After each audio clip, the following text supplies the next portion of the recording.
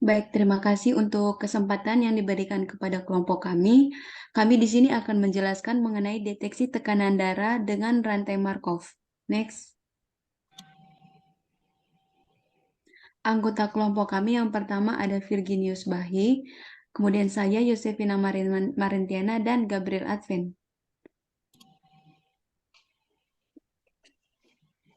Pada bagian ini kami akan menjelaskan mengenai perancangan sistem dan hasil desain dari proyek kami. Kemudian untuk perancangan sistem ada beberapa metode yang kami gunakan. Yang pertama metode transisi matriks untuk menghitung nilai transisi matriksnya.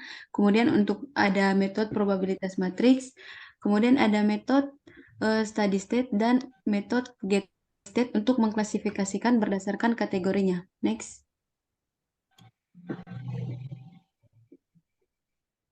Dari metode tersebut, di sini juga ada beberapa metode yang dipakai lagi, yaitu yang pertama ada display matriks menggunakan parameter integer, dan kemudian ada display matriks juga menggunakan parameter double.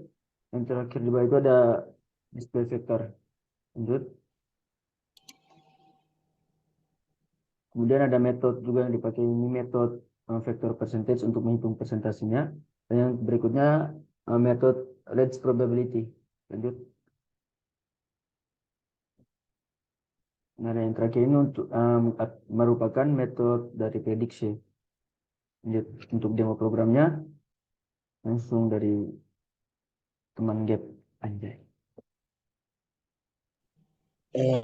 Terima kasih. Selanjutnya untuk desain kami, yang pertama setelah program dijalankan akan muncul tampilan halaman utama, di mana di sini ada beberapa tombol seperti tombol jangka pendek yang nantinya jika diklik akan memunculkan atau menampilkan basis prediksi mingguan. Dan kalau misalnya untuk menekan tombol jangka panjang, maka akan memunculkan tampilan basis prediksi bulanannya. Perbedaannya hanya terdapat pada data tekanan darahnya. Jika basis prediksi bulanan, maka akan memunculkan 30 data tekanan yang harus diisi. Dan jika untuk jangka pendek, maka di sini akan memunculkan 7 buah data tekanan darah. Nah, ketika program masuk ke dalam basis prediksi mingguan, di sini user akan mengisi namanya, misalkan di sini Gabriel, dan tahun umurnya misalkan 23 tahun, dan data tekanan user akan memasukkan data tekanan darahnya, misalkan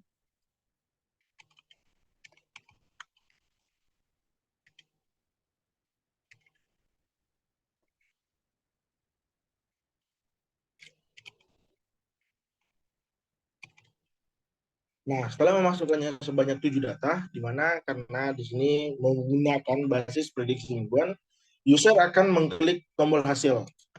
Nah, setelah mengklik tombol hasil, pada tampilan prediksi akan muncul persentase prediksi tekanan darah menuju ke normal sebesar 30% atau 30,12%, prediksi tekanan darah ke prahipertensi sebesar 16,87% dan seterusnya.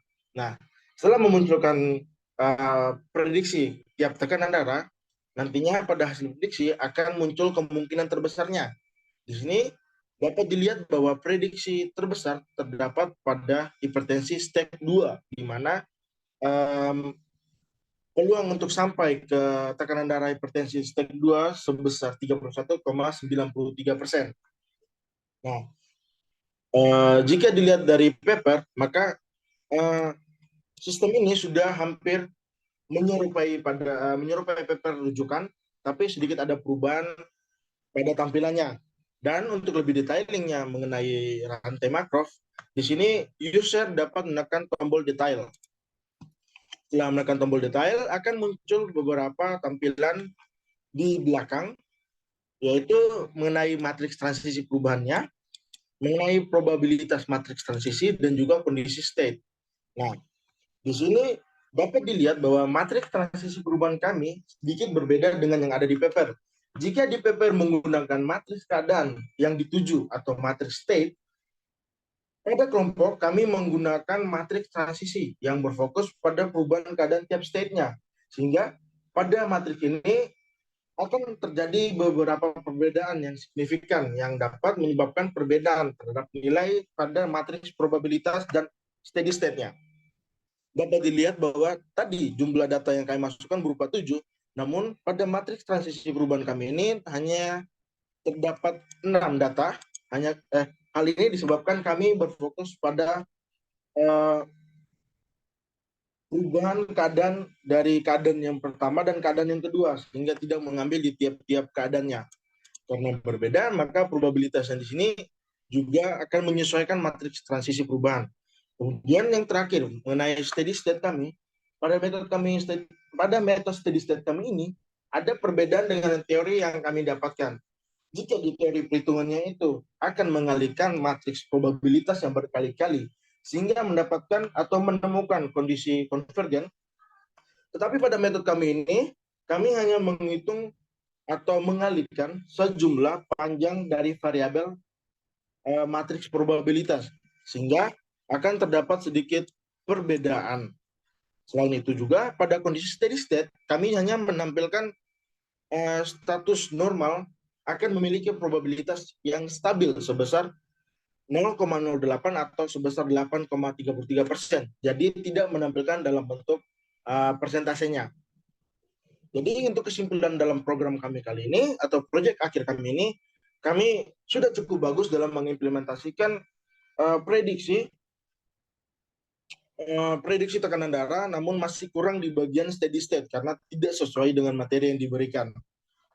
Untuk sarannya, kemungkinan besar untuk materi selanjutnya atau teman-teman lain yang meneliti hal yang sama dengan kami, kemungkinan mereka dapat meneliti terlebih lanjut mengenai kondisi steady state dan juga mungkin bisa menambahkan beberapa fitur lain seperti fitur rujukan jika hipertensinya menuju ke hipertensi stage 2, mungkin dapat menyertakan rujukan bagaimana bisa supaya tekanan darah dapat kembali ke normal.